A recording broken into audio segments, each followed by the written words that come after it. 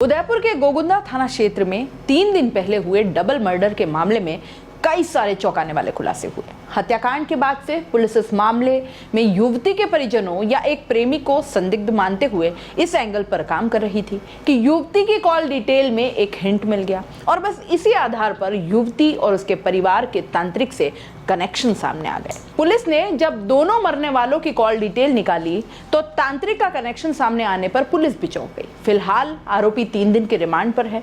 तांत्रिक भालेश जोशी ईसवाल इलाके में फेमस भोपा है, जो प्रेम प्रसंग, वशीकरण समेत कई इलाके के लोगों को अपने यहाँ बुलाता रहा है। अब पूछताछ के साथ पुलिस कई चीजों को बरामद करेगी।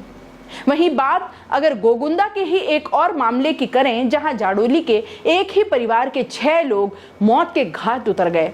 कारण वहां भी आर्थिक स्थिति खराब होना और उससे परेशान होकर किसी भोपे के चक्कर में आकर बलि देने की बात सामने आ रही है।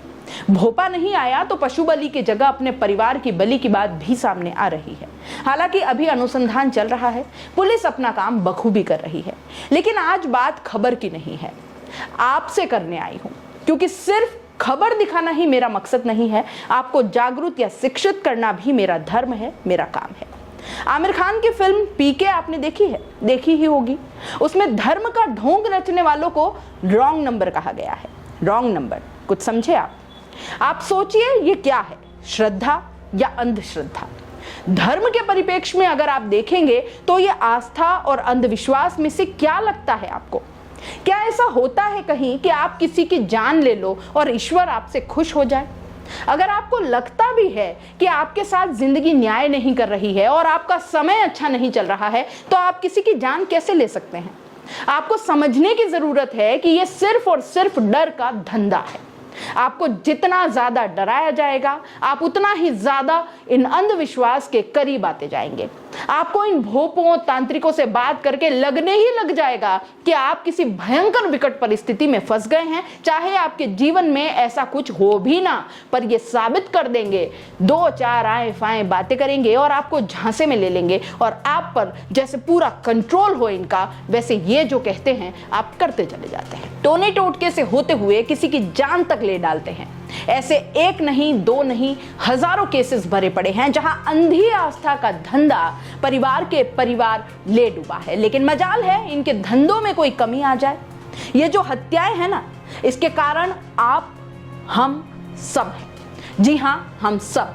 क्योंकि जब तक हम इन चक्करों में पड़ना नहीं छोड़ेंगे, तब तक ये यूं ही आबाद और हम यूं ही बर्बाद होते रहेंगे। हमारा कोई अपना यूं ही बलि चढ़ता रहेगा, परिवार के परिवार उजड़ते रहेंगे। ग्रामीण आबादी भोलेपन और अज्ञानता वश इनके फेर में जल्दी पड़ जाती है। लेकिन ऐसा बिल्कुल नहीं है कि शहरों में पढ़े लिखे मूर्खों की तादाद कम है।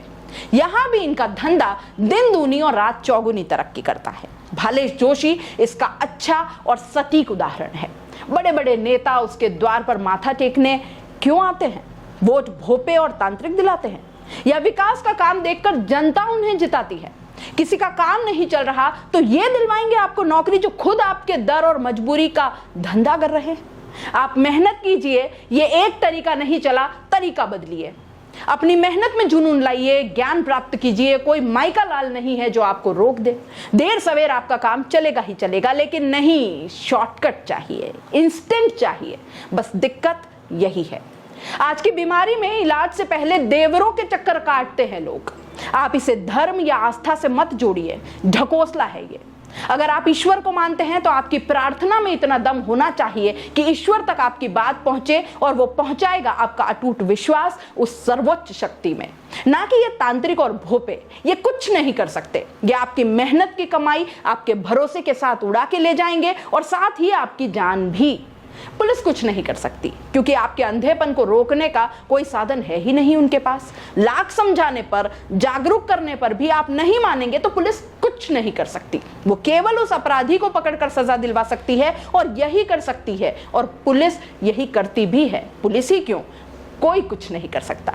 आपके पास ऐसे कई उदाहरण हैं, देखकर, सुनकर, समझने के लिए। लेकिन फिर भी अगर आप नहीं समझते तो अगला नंबर आपका या आपके किसी अपने का ही है, ये बात तय मान लीजिए। कोई फर्क नहीं पड़ता किसी को, 4 दिन की सनसनी बन जाएंगे आप, रोएगा आपका परिवार और आपके अपने, और फिर भालेश जैसे लोग अपना नया शिकार बनाने निकल पड़ेंगे।